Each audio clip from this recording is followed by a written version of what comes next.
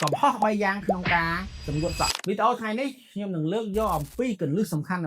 ហើយនឹងតិចនិចមួយចំនួនដែលជួយបងប្អូនក្នុងការសម្ងួតសក់ដោយសុវត្ថិភាពអញ្ចឹងថ្ងៃនេះគឺមានវីដេអូនេះគឺសំខាន់មែនទែនសម្រាប់បងស្ត្រីអញ្ចឹងដើម្បីកុំឲ្យសក់របស់យើងខូចនៅពេលដែលបងប្អូនទាំងអស់គ្នាទៅសម្ងួតសក់ជាពិសេសបងស្ត្រីដែលគាត់ចូលចិត្តញីសក់ខ្លាំងៗជាមួយនឹងកន្សែងហ្នឹងណាសូមបងប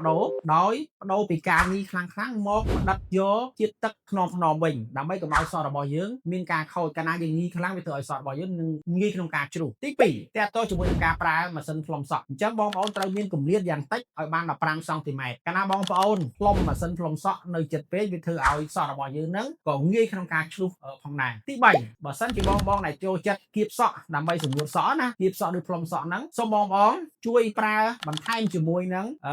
ការពារកម្ដៅសេរ៉ុមសក់សម្រាប់ការពារកម្ដៅវាក៏ជាវិធីម្យ៉ាងក្នុងការជួយឲ្យសក់បងប្អូនទាំងអស់គ្នាហ្នឹងកុំឲ្យប្រឈមជាមួយនឹងបញ្ហាសក់ជ្រុះដែរពីព្រោះកត្តាទាំង3ដែលខ្ញុំលើកឡើងកន្លងមកនេះបើសិនជាបងប្អូនមិនមានបច្ចេកទេសឬក៏មិនបានយកចិត្តទុកដាក់ទេវាធ្វើឲ្យសក់បងប្អូនទាំងអស់គ្នាហ្នឹងងាយក្នុងការជ្រុះមែនតើអញ្ចឹងសម្រាប់វីដេអូក្នុងការចែករំលែករបស់ថ្ងៃនេះរបស់ខ្ញុំគឺមានតែប៉ុណ្្នឹងទេហើយជួបគ្នាជាមួយនឹងកន្លឹះផ្សេងទៀតតាក់ទងជាមួយនឹងការថែទាំសក់ជាមួយនឹងវីដេអូក្រោយអរគុណច្រើនជំរាបលា